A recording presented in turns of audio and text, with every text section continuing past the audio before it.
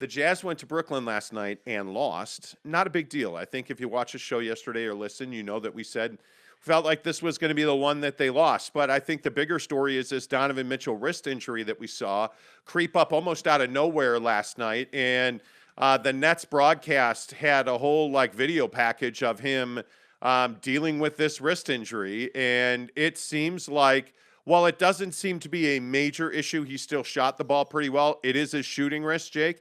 And I think it's something we really have to watch carefully. Yeah, so you have Ian Eagle on the broadcast last night talking about this. And in the video crew, I have to give the video crew for the Nets a lot of credit.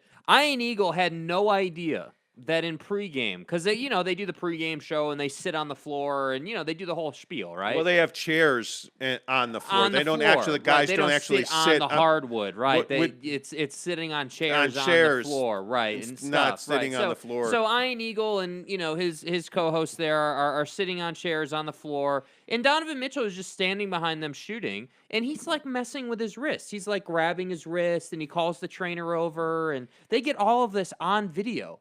And Ian Eagle had no idea. So last night I'm watching this game, and they just roll out, like you just said, this whole video package about how Donovan has this wrist injury. And I'm like, where the hell did this come from? Since when is Donovan Mitchell having wrist injuries?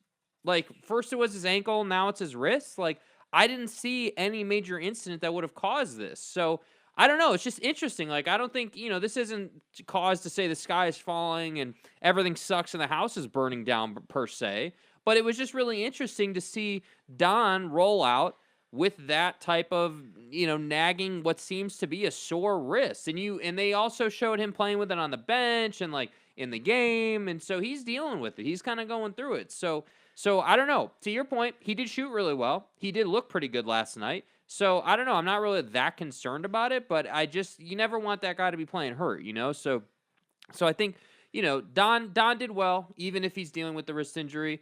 I think as far as the game itself is concerned last night, I think that the back-to-back caught up to you in the third quarter. I think that Royce O'Neal and Rudy's antics were not accepted by this Nets team, and specifically not accepted by Kevin Durant. You could see late in that game, Kevin Durant was kind of out for blood. He had kind of had enough, and he put him away. So, again, we were not surprised that they lost this game. The real problem is that you have a team in Dallas that won. That's the problem. So now, and by the way, I would point out that wasn't just a win. That was a statement. I mean, the Dallas Mavericks beating the Minnesota Timberwolves last night was not just any old win. I mean, this Minnesota Timberwolves team came into that game, I think, 11-2 after the break.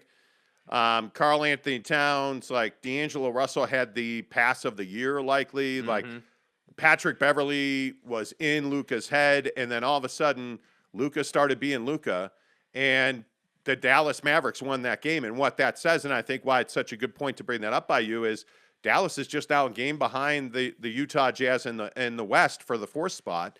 And it's getting to be nervous time. And I don't know how many people realize this, but there's only 10 games to go in the season. right. You have exactly 10 games to go. Well, that's both your best friend and your worst enemy. Yeah. Right? 10 games feels like a lot, but then you're like, well, it's 10 games. I mean, that's really not a lot, And so it's kind of this thing where if you're the Jazz, you're trying to figure out, all right, how are we going to make it through these next 10 and really get to a place where we lock up that 4 seed, because that's what it has to be. I mean, again, I know we do this all the time, and I don't mean to be repetitive, but again, the first point that we have to make in this conversation is Dallas has been through the East Coast swing already. So, with the Jazz now going through it, they got off to a what I would say is a pretty good start. You beat the Knicks pretty handily, right? And you looked pretty good doing it. Now you've lost to the Nets, and now you're going to Boston tomorrow. You get obviously an off day today. So I don't know, man. And then the real kicker to this whole thing is this really is kind of, and not even being dramatic, I kind of feel like this is the week that sort of defines whether you're going to keep the 4th seed or not. Because if you look at this,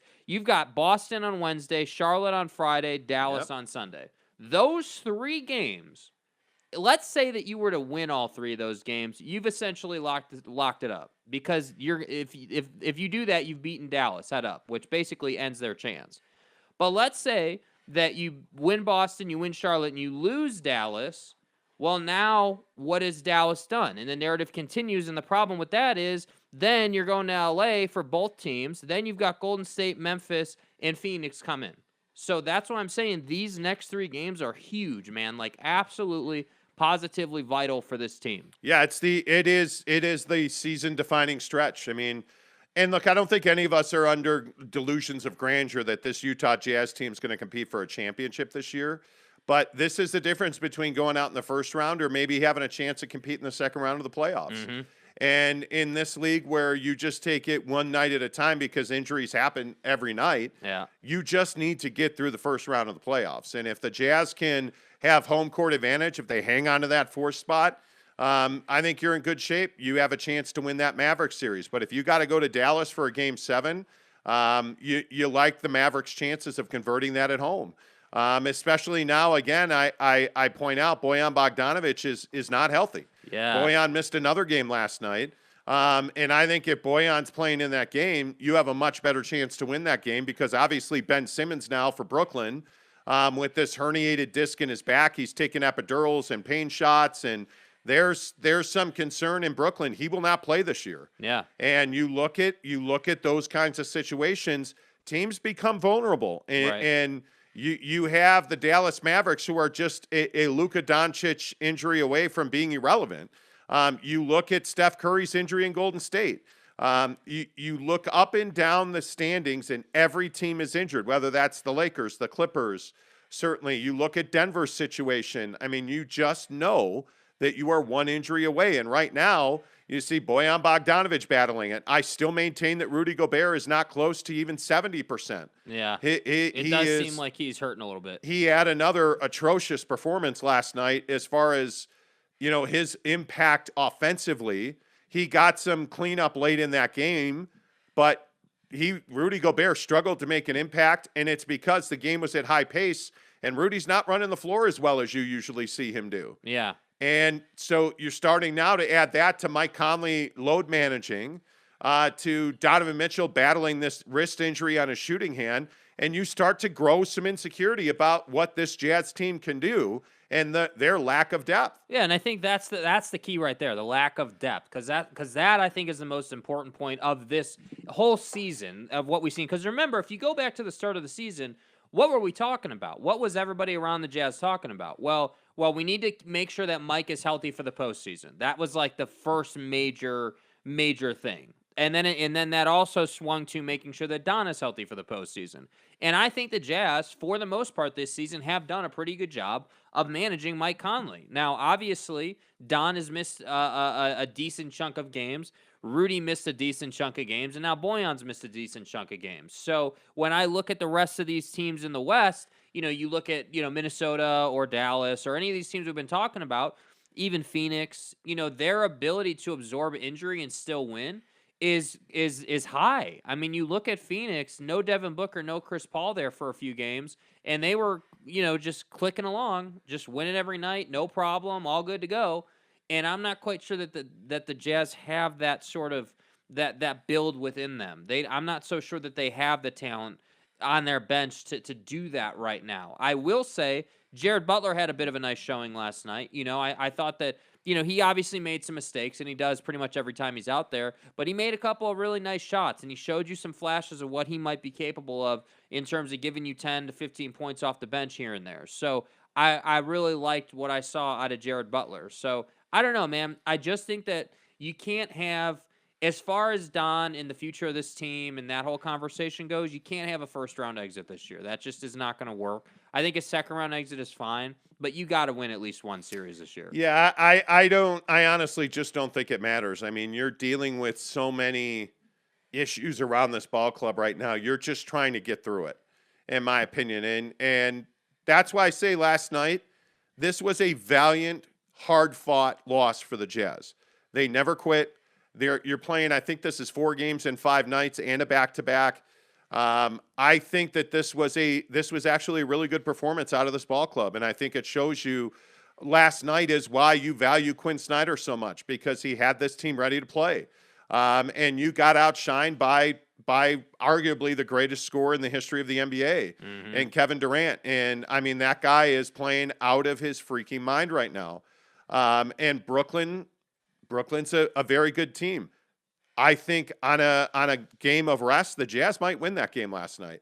I mean, they're not playing bad basketball. It just becomes a diminishing return at some point when you're dealing with all this stuff. But last night's not the one you feel bad about. This Boston game, and it's odd. We just talked about this yesterday, but Jason Tatum and Jaylen Brown are playing out of their minds. Yeah. Jason Tatum, I think, had another 35-point game last night. I believe he's now got the most 35-point games in the history of the Boston Celtics.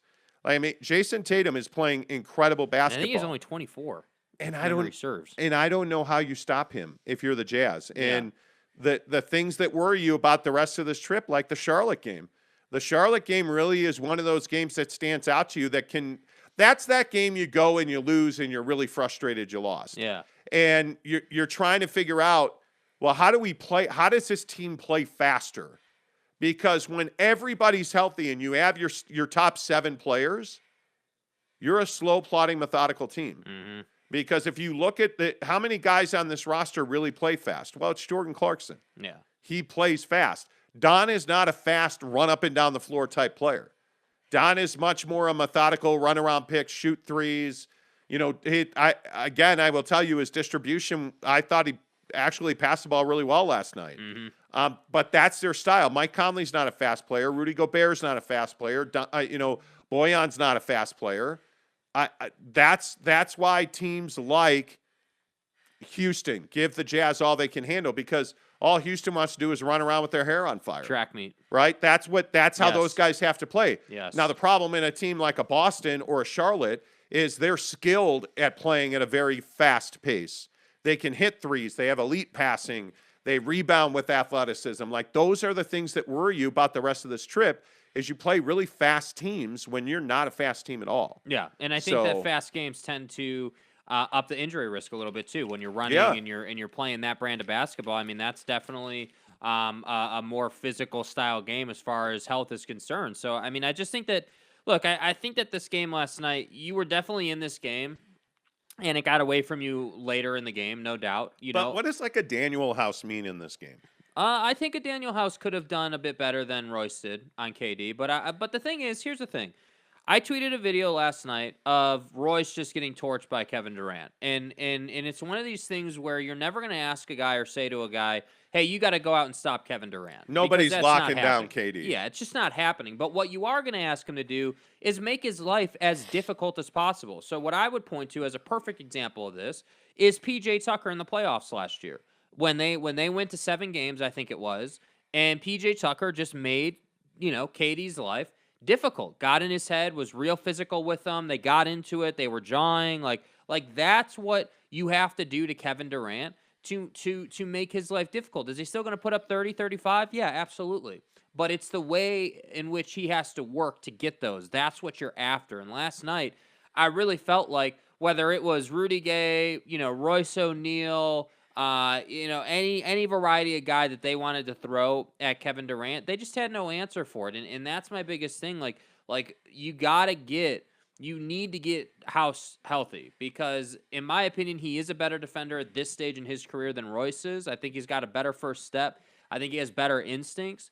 And I think overall, he plays with better flow than Royce plays with. That's the one thing I did notice last night. I felt like there were a lot of times where the Jazz kind of had an awkward flow going up the floor, where you have, they're running up the floor, but it doesn't seem like they're sort of on the same page just in certain situations. So yeah, they're like trying to put each other in the right spots. Yeah, and so those awkward moments. Yeah, I don't know if that's a product of them being on the back-to-back or what the case may be, but I just think that, I almost find myself saying, man, I can't wait for the season to be over, because I feel like we've been talking about, changing this roster for so long now that I just want it to happen. It's almost like, man, like, we know what this roster can do, and we talk about the same things every day, and we're almost at a point now where it's like, yeah, could you, if you were 100% healthy, can you beat the Brooklyn Nets? Yeah, you can.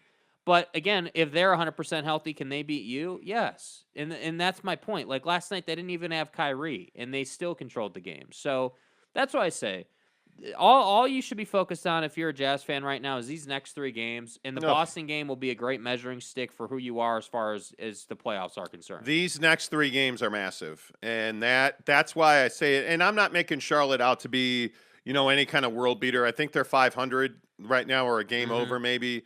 But I look at where that game falls on the schedule. It's a ball breaker where it falls on the schedule. I mean, Yeah. and it is nice that you then get another day off before you go to Dallas, because I mean, is that their last? Boyan back for Dallas? Man, I would think so. Although this is a calf injury, And you're starting to get a little worried about it. Like, I know we were kind of talking about that, but you made a point yesterday. Like at what point do we get all right, Bogey's back? All right, cool, we're back, we're good. Yeah. I don't know that that's anytime soon. That's my concern. I mean, this team can't. As much as we say that, he doesn't get enough touches, I think that he obviously gives them offensive punch, and they really need that, man. They need his reliability out of the corner there. Yeah, and the other thing that I think is interesting is the Jazz have back-to-back national TV games, and that might be it for their national TV schedule. The Clipper-Laker game is back-to-back, and then, I mean, really, they end on the 10th. What is that? That's 3 weeks. I mean, you have really 2.5, 3 weeks to go in the season. That's it, man. That's what I was saying. You only have one more back-to-back, and it's Memphis. It's at home. It's Memphis and Oklahoma City, back-to-back. But my point is you have 10 games left, and that doesn't seem like a lot, but that also seems like a lot, at the same time. So it's just you need time. What's not on your side here is time. I mean, what is it? 5 days between the end of the season and the playoffs. I mean, that's what you need, time. So that's kind of on your side. But that's why I say it'd be nice to have home court advantage. Yes. Stay in the 4. Be at home for a longer time. Sleep in your own bed. Yeah, enjoy that week off. That's huge. Let's see. Morning Forrest G says morning. Edgar Garcia says Jazz season's over. Just kidding, players. Well, pretty much. Eric C says morning. Monty Colt. What's up, Eric? Good to see you, bud. What's up? Forrest G says Brooklyn did a good job limiting Gobert's effectiveness. Well, I also think they did a good job of just going right at him. And I think that's what you have to do. Claxton can play, bro. Claxton can really play. That sequence where he blocked Rudy's shot and then dunked on Rudy that's why it's telling to you Rudy just doesn't have that explosiveness right now that you're used to seeing. I mean, I like Claxton a lot, but Rudy Gobert is a superior player to Claxton. But athletically, to your point, I think, Claxton's a far better athlete than Rudy Gobert is. And he's a much better runner of the floor. And he outran Rudy to the rim on his offensive end and dunked on him. And you don't see that very often. Rudy Gobert does not get exposed on that level very often at all. And that's why I say I just don't think he's healthy. Whatever this foot, calf, knee thing is that he's dealing with. Seems like there's a lot of that going around lately. Yeah, well, because we're in March. We're past St. Patty's Day. I mean, hell, it's the vernal equinox. Right, yeah. It's the fucking vernal equinox. Yeah, I mean, guys are going to be injured, I mean, it be what it is, you know what I'm saying? Rudy Sanchez says, morning, fellas. Jazz decided to play defense a little too late. Yeah, seriously. Forrest hurt his wrist last night, too. No, he's been dealing with a wrist sprain for a couple of days. I want to say he was on the injury report yesterday. So, listen, Trent Forrest is an inconsequential player. That 3 that he airballed last night, not good. That's why Trent Forrest is an NBA regular, right? That's it right there. But I look at the box last night. No, I'm not doing it. I'm not getting into rotations again. Fucking A. Yeah, I'm not doing it. Av Lee, what's up, bud? He says, hey, good morning, guys. Today's show saw exactly what I've said all year long. Mitchell is just not a superstar. Okay, well, I don't know that we said that. Help me understand that. How is Donovan Mitchell not a superstar? I feel like we talk about this all the time. Every day. How is what is it you want Donovan Mitchell to do more of? I don't think his size was a factor in any way, shape, or form in that game last night. I look at Donovan Mitchell and him shooting at this level. I mean, Donovan Mitchell last night scores 30 points, 3 boards, 3 dimes. And I felt like it was a low-key 30 points, too. I just don't know what more do you want him to do. I mean, I would agree it would be nice if he was 6'10" and his arms were as long as his torso, but he's not. And in my opinion, there are only a few scenarios where that hurts him. He's got, I will again say, he's got to come up with a mid-range game. Yes. But the idea that he's not a superstar, I think, with all due respect, Av, is just crazy. James Knight says, oh, yeah, the Charlotte game will be a barn burner. Why do I have a feeling that's sarcasm? Oh, because he also says the Jazz will beat Charlotte by 20. Hey, if they beat the Charlotte Hornets by 20, I'd be stunned. That would be a monumental James happening. You're not giving Charlotte enough credit, man. Yeah. Yeah. Anyway, Forrest G says Donovan's driving kick has been much improved. It has.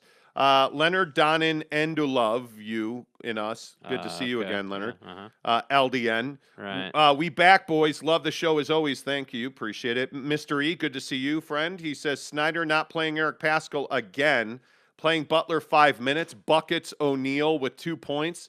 I can't understand why Snyder gets away with so many excuses. Well, I agree his rotations need to improve, but if Daniel House is hurt, what do you want him to do with Buckets O'Bench?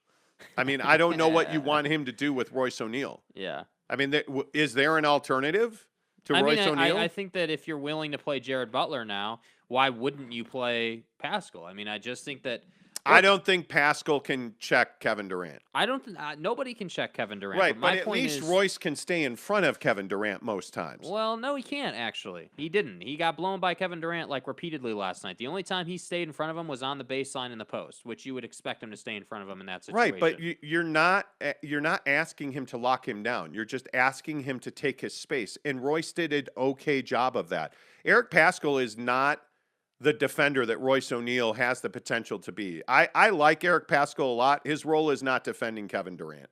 And with Bojan being hurt, with Daniel House being hurt, you didn't have a choice but to play Royce O'Neal. I mean, I think and again, this is asked and answered on this show, but I agree that when Daniel House is healthy, you're going to play him in critical defensive situations over Royce, but he's not healthy. He's got this bruised bone in his knee, and you're losing. You're without Bojan. I just don't think that. I think it's player to player. To your point, the Jared Butler thing is baffling because he's showing you stretches now, and he showed you last night he can shoot. The kid can play. He's gonna make mistakes. He looked like trash against the Knicks. Yeah, he did. He did. Yeah. But then he comes out last night and he has a really good stretch of 35 seconds before he gets pulled. That's where they're at with young guys. Nobody can. Whoa, hey, comment, Tom. Pickles don't go on salads. Wow. See why? Donnie, please. Says, hey guys, pickles do go on salads. Hey guys, Stop it. Trade Rudy Gobert, Neville 93 says. Joel L says, morning, I'm here now. I was doing some stuff for my parents, but I'm here. Great. Glad you showed Thank God, up. we're saved. Thank you. James Knight says, nobody can stop KD 1-1. The Jazz had more success by trapping him early, which I didn't understand why they went away from that. Yeah, I mean, I thought when, the Knicks showed the league something, that when you trap Kevin Durant and get him to move the ball, there's opportunities there.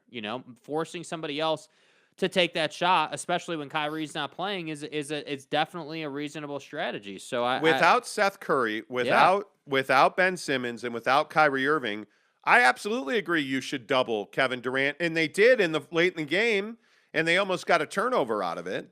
It just I didn't understand why they stopped, denying him the ball. Yeah, it was a little, eBay the Sofa Surfer, good morning too. He says, man, did Maxey look great last night for Philly? Why is he not, though?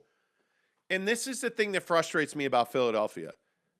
Somebody's got to tell Philly to give Maxey the ball more. Yeah. Like, this guy is great in the second and third quarter, and then James Harden just will not give him the ball in the fourth quarter. Yeah. Just won't do it. And Joel Embiid is great. He has been, and to your credit, you said it, that you worry about James Harden diminishing Joel Embiid's impact. Mm-hmm. And that's exactly, in my opinion, what's happened. And nobody's been able to step into that void because James won't pass the ball. Yeah, I think James Harden is somebody who is a superstar on a losing team and not a very good player on a winning team. That's the kind of player he is because of his game. And I think that James is he's got a lot of proving to do, man. I think the guy can score the ball with the best of them, but I don't think he knows how to win, and I don't think he understands, and this is kind of what we talk about with Don, right? Where Don has had to learn this ability to draw the double team and Yes. drive and kick and kind of manipulate the defense to get his teammates open. And I think that Maxey's a guy that is young and athletic and a go-getter and really wants to get the job done for his team and just can't on the offensive end because he never gets the ball. I hope people understand how big that win for Philly was last night, because the idea that you beat Miami and I mean, you just got, it's shocking. Yeah, I mean, because you didn't have James Harden, you didn't have Joel Embiid in this game. They had Jimmy, Kyle Lowry, and Bam Adebayo all played 35 or more minutes. Mm-hmm. And Jimmy Butler scores 27, but Tyrese Maxey cancels him out by scoring 28. You get 15 from George Niang and 14 from Tobias Harris, 20 from Shake Milton.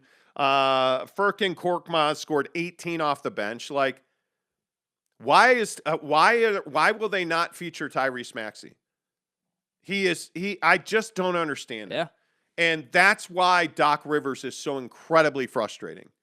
And I think if you're Doc Rivers, you have got to get Tyrese Maxey the ball in the fourth quarter. And I don't care who's playing and who's healthy. And let him work, man. You have to do it, because now not only does that win tie you with Milwaukee, it puts you ahead of them in the head-to-head. You're number 2 in the East, and you're probably not catching Miami. I think you're 3 back in the loss column. So you're probably not catching them by 3 in 10 games. That's not going to happen. But you put yourself firmly into a good 2-7 matchup.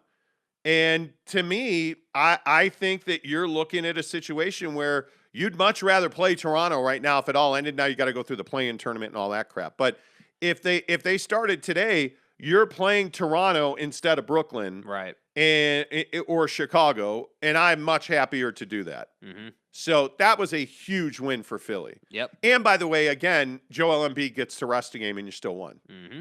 So huge. Yeah, huge. But last night was a very interesting night around the NBA. I mean, you look at some of these scores. Certainly the Bulls finding a way to beat Toronto, which was shocking. But you got 30 plus out of Zach and DeMar. Yeah, which is what it takes for them to win. Yeah, it is. This league never fails to disappoint. I mean, like every night there's somebody who's like, how the hell did we lose that game? Yeah. There is somebody that leaves the arena and last night it was clearly Miami. Yeah, you can't believe they lost that game. Like, yet here we are. Anyway. Yeah, there you go. I love talking NBA. And I know. Clearly so does I know, I get it. Yeah. Donna's just chucking threes, Avlee says. Durant 30 points won the game and Don's 30 didn't. Because that's okay. Come on, guy.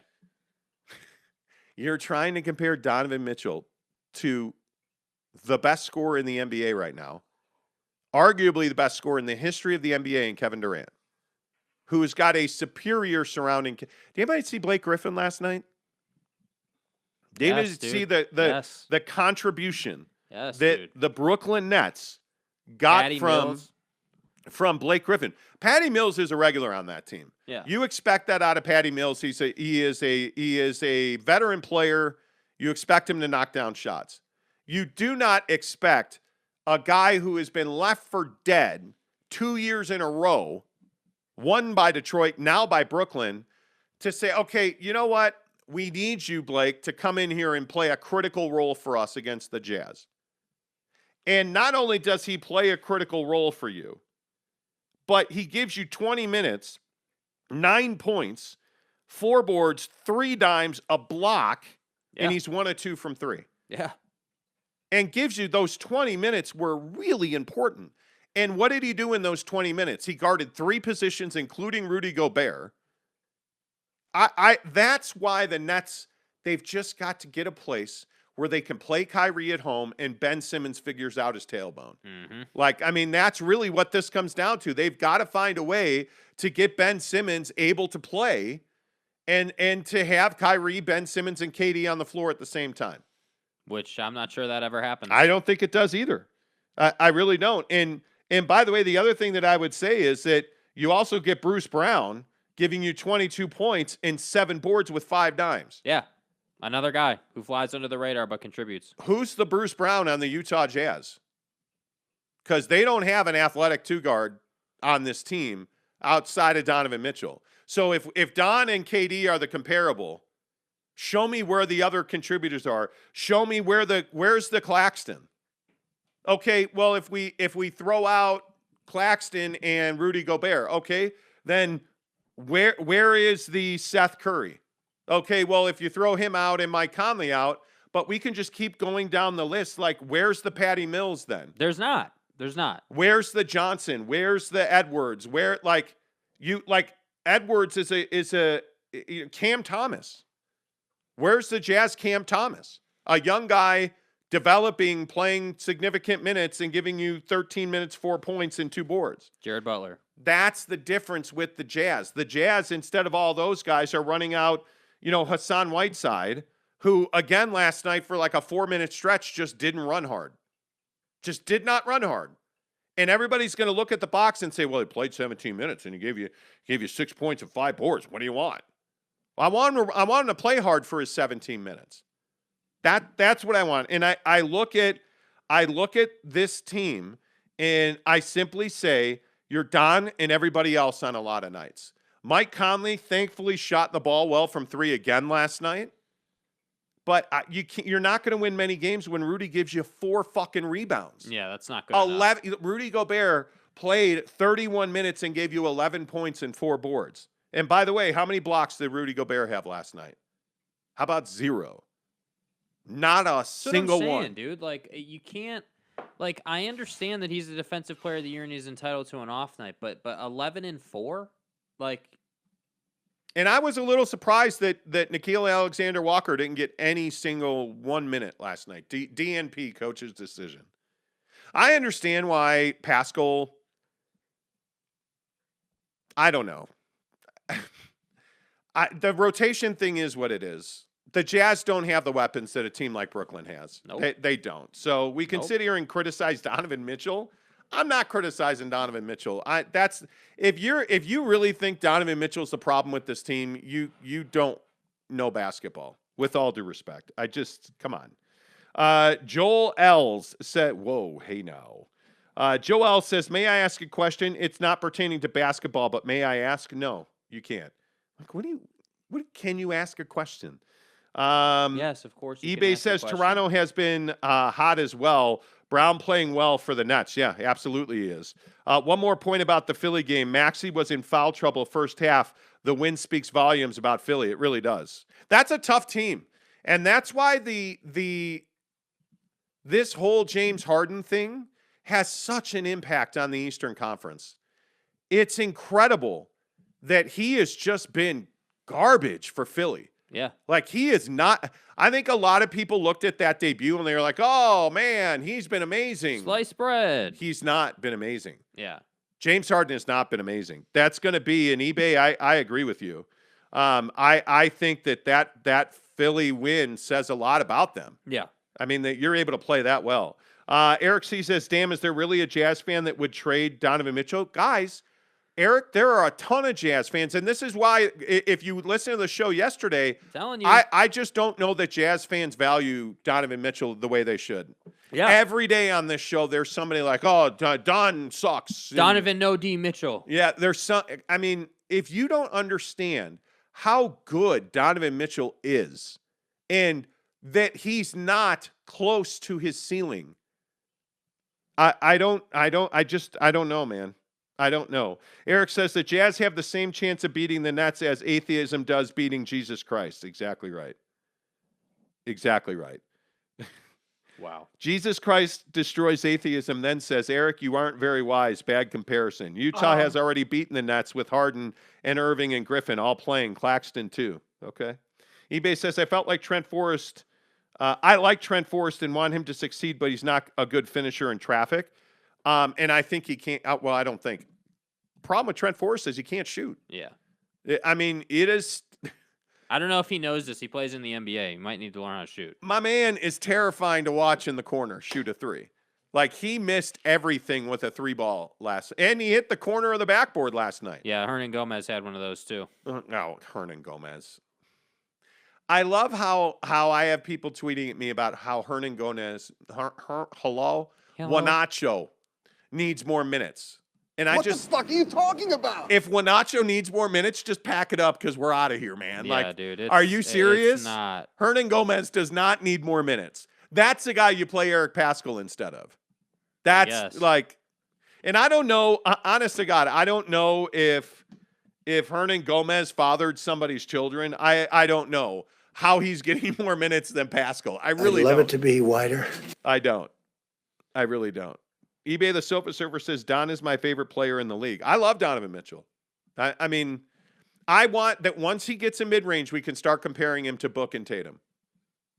Until that happens, that's his shortcoming there. Yeah. Durant made the rest of his team much better. Those names you mentioned played so good to Durant if you hadn't realized. Anyway, I guess you like Don too much to see beyond that. Here we go. Okay, so Donovan Mitchell doesn't make the guys around him better. You're saying that Donovan Mitchell's not a team player, and he doesn't make the guys around him better. Apparently not. So, Don's just a selfish guy. So the drive and kick threes that they missed consistently last night, or when you shoot 35% from three, what have we always said? If you don't shoot 40%, you're going to lose. So they shoot 14 of 39, and that's Donovan Mitchell's fault? You make 23s a game, you're going to win. By the way, how many other starters on this team? Don was 5 of 15. How many other starters made a three last night? 1. And that was Mike Conley, who was 3 of 5. Hernan Gomez, 0 of 2. I know he needs more minutes. Needs more minutes. Royce O'Neal, 0 of 3. Rudy Gay, 1 of 2. Jordan Clarkson, 4 of 8. Trent Forrest, 0 of 1. Jared Butler, 1 of 3. So, again, I would just simply point out that you look at arguably their best three-point shooter is Bojan Bogdanović, did not play last night. Yeah. Just didn't play. Your corner 3 guy of late, Daniel House, did not play last night. So you're criticizing Donovan Mitchell for not making guys around him better. What on earth is he supposed to do with Trent Forrest in the corner? What is he supposed to do? Like, is Donovan Mitchell supposed to go shoot the 3 for him? What does he do with Royce O'Neal, who in critical situations won't shoot? No, I guess not.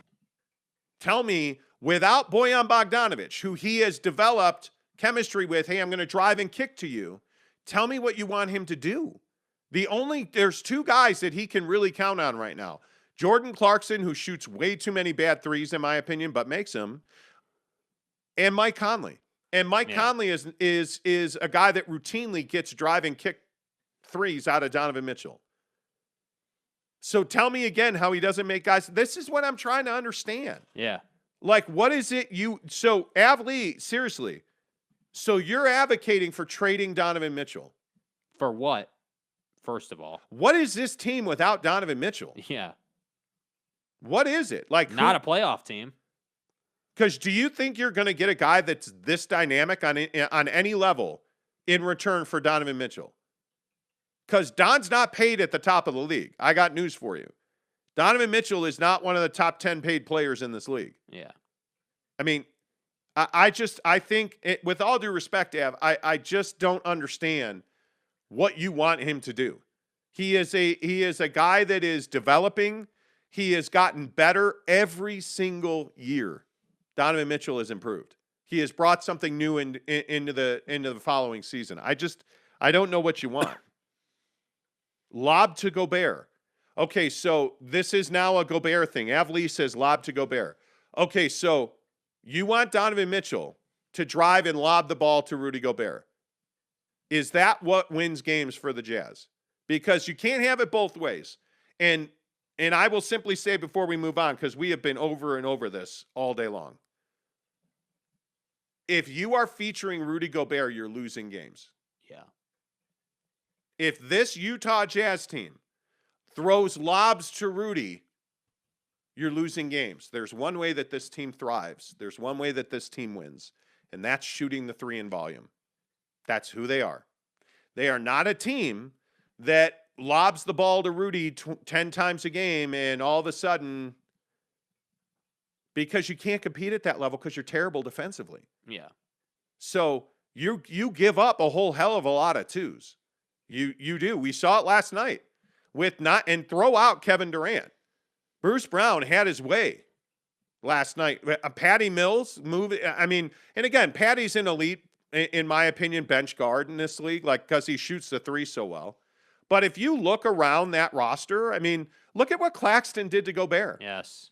Yes. So why am I gonna add lobs to Rudy? Which, by the way, Don has been. I don't know if you watched the game the other night against New York. He threw a hook shot lob to him. That Don does that. But Rudy Gobert's highest use on this team is set a pick, roll to the basket, and rebound a missed 3-point shot. Yeah. He is the best rebounder in the NBA because he's on a team that shoots threes in volume. So I don't know. And hey, look, if you have a way to use Rudy Gobert that nobody else has thought of, please feel free to roll that out. Because I don't see how you want to downplay Donovan Mitchell's role on the team. By the way, I would also say, instead of lobbing, if Donovan Mitchell has the ball at the elbow, don't you want him taking that shot? Don't you want him either taking that shot or kicking it to Boyan in the corner? That's what this team is built for. Did you guys see LeBron last night? Dominated. Did you see the game? And how did he dominate? It wasn't with all these dunks. He's dominating because he's got a fade. He's dominating because he's got an elbow jumper. I promise you, when Donovan Mitchell adds that to his repertoire, it's over. Yeah. This conversation's non-existent. That motherfucker don't miss, I'm telling you. Okay, a couple more, and then we got to get on to the NFL. Rudy Sanchez. It says, Gobert has no post-game, so why bother giving him the ball down low? It usually ends in a turnover. Truth. Agreed. Truth. Tanner Plummer, good morning to you. He says, without Donnie, this team is a play-in tournament team. I don't even know if they're a play-in tournament team. Yeah, they're not a playoff team without Donovan Mitchell. They don't have a dynamic scorer. And if Don's not here, Mike Conley's not here. Yeah. You just need... Mike Conley, because here's the problem. If you just go down the roster, okay, Don's not here, then you're playing Mike every other night. And now Jared Butler becomes even more important, so you're going to have all those turnovers. You're not in Rudy's lack of offensive game becomes even more highlighted than it is now. So I'm telling you, Donovan is the straw that stirs the drink, man. Yeah. Okay, so Av Lee says, not saying trade Donovan, but he cannot be a superstar without 2 or 3 long athletic players. On his own, he cannot. And I want him to stop chucking threes. So you're saying that Donovan Mitchell is not a good 3-point shooter. Is that, and I want to understand this because, the guy is shooting 36% from 3. And further to that point, Donovan Mitchell is shooting 39% in his last 10. Mm-hmm. Elite in this league, I think the league leader is 41%. Why do we want Donovan Mitchell to stop shooting threes? Why would we want that? If you look at his numbers, and this year I think he has clearly extended his range. There is no doubt about that. He's shooting 10 threes a game, which is a career high by a lot. He is making 3.6, which is a career high. His percentage is down, but his attempts are up. His field goal percentage is 45.1%. That's a career high. His free throw percentage is 85%, which is a second career in his career. He shot 86% in 2019. This is just his 5th season in the NBA. Why do we want him to stop shooting threes? Because I don't understand it. On this team, he needs to. And not only is he shooting more threes and making more threes, he is currently pacing to have his best season as an assist guy at 5.5 assists a game. He is having his best season steals number-wise. His turnovers are higher, but his usage rate is higher. And he is a much more efficient scorer at 26 points a game. This is clearly his best offensive season of his career. And you want him to shoot less. That doesn't compute at all. On a team that is built foundationally on making three-pointers. Yeah. Their best three-point shooter should shoot less. That I don't understand.